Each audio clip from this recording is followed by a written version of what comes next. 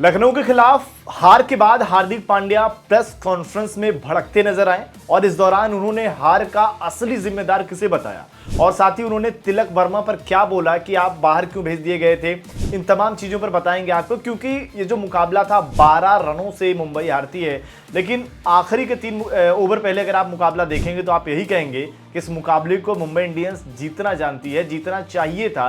क्योंकि जो एमआई पल्टन की जो बात करते हैं, पुरानी मुंबई की टीम ऐसे मुकाबलों को तो आसानी से जीतना जानती थी, लेकिन इस मुंबई में फिनिशर की क्वालिटी नहीं दिख रही है। हार्दिक पांड्या ने जो मुकाबले के बाद कहा वो आपको बताते हैं। उन्होंने कहा यह निराशाजनक होता है जब आप हारते हैं। अगर ईमानदारी से कहूं तो मैदान पर हमने इस पिच पर 10-15 रन ज्यादा दे दिए। मुझे हमेशा अपनी गेंदबाजी का आनंद आया है। मुझे नहीं लगता कि मेरे पास ज्यादा विकल्प होते हैं। मैं पिच को पढ़ने की कोशिश करता हूं और कुछ स्मार्ट विकल्प आजमाता हूं। मैं विकेट लेने की कोशिश नहीं करता, बल्कि डॉट बॉल डालने पर ध्यान देता हूं और बल्लेबाजों को रिस्क लेने देता हूं। मुझे लगता है कि बल्लेबाजी इकाई के तौर पर हम थोड़ा पीछे रह गए। हम टीम के रूप में जीतते हैं और टीम के रूप में हारते हैं। मैं किसी एक को दोष नहीं देना चाहता। पूरी बल्लेबाजी यूनिट को जिम्मेदारी लेनी होगी। मैं अपनी पूरी जिम्मेदारी लेता हूं। यह साफ था कि हम कुछ बड़े शॉट्स की जरूरत थी। क्रिकेट में ऐसे दिन आते हैं जब आप हमेशा कोशिश करते हैं लेकिन चीजें आपके पक्ष में नहीं जाती। हमें बस अच्छा क्रिकेट खेलना है। मैं चीजों को सरल रखना पसंद करता हूं। बेहतर फैसले लेना, गेंदबाजी में स्मार्ट रहना, बल्लेबाजी में मौके लेना, आक्रामकता के साथ सरल क्रिकेट खेलना है। या लंबा टूर्नामेंट है, 2-3 जीत आ जाए तो हम लय में आ सकते हैं।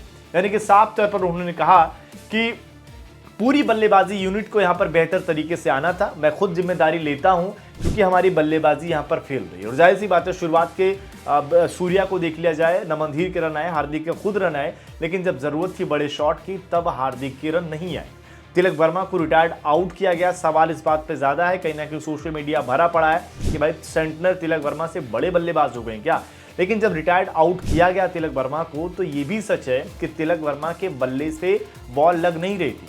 22 पर वो 25 बनाकर खेल रहे थे। और यहां पर अगर आप देखें, सवाल ये भी हो सकता है कहीं तिलक ने खुद अपने आप को रिटायर्ड आउट करने का फैसला तो नहीं किया। तो ये भी अपने आप में जानने वाली बात है, क्योंकि यहां पर हार्दिक ने तिलक के रिटायर्ड आउट पर कुछ नहीं बोला, क्योंकि सवाल उस तरीके से उनसे किए नहीं गए। लेकिन फाइनली यहां पर मुंबई की हार हुई है, इसलिए सवाल ज्यादा है कि कहीं ना कहीं हार्दिक पांड्या जो सिंगल ना देना, सेंटनर को ऊपर भेज देना, जबकि आपके पास राज बावा जैसा खिलाड़ी था जो ऑलराउंडर बल्लेबाजी, अगर आप उनका टीम में कुछ रोल ही नहीं है तो फिर खिलाया क्यों गया। क्योंकि राज बावा को सेंटनर पहले भेजे जा रहे हैं, राज बावा बाद में आ रहे हैं, तो फिर रॉबिन मिंज को आप भेज सकते थे। ये तमाम चीजें रही इस मुकाबले की और कहीं ना कहीं सवाल बहुत ज्यादा है हार्दिक पांड्या की अब कप्तानी पर, क्योंकि रोहित शर्मा का बाहर बैठना भी अपने आप में एक सवाल था। क्या ऐसा तो नहीं मुंबई में फिर से खेमेबाजी हो रही है। और फाइनली तिलक वर्मा का अंत तक खेल जाना और टीम को जीत ना दिलवा पाना, ये अपने आप में कुछ अलग तरीके के इशारे भी कर रहे हैं। अब देखना होगा मुंबई की टीम यहां से कैसे एकजुट होती है और कैसे वापसी करती है। ये अपने आप में सबसे बड़ा सवाल होगा।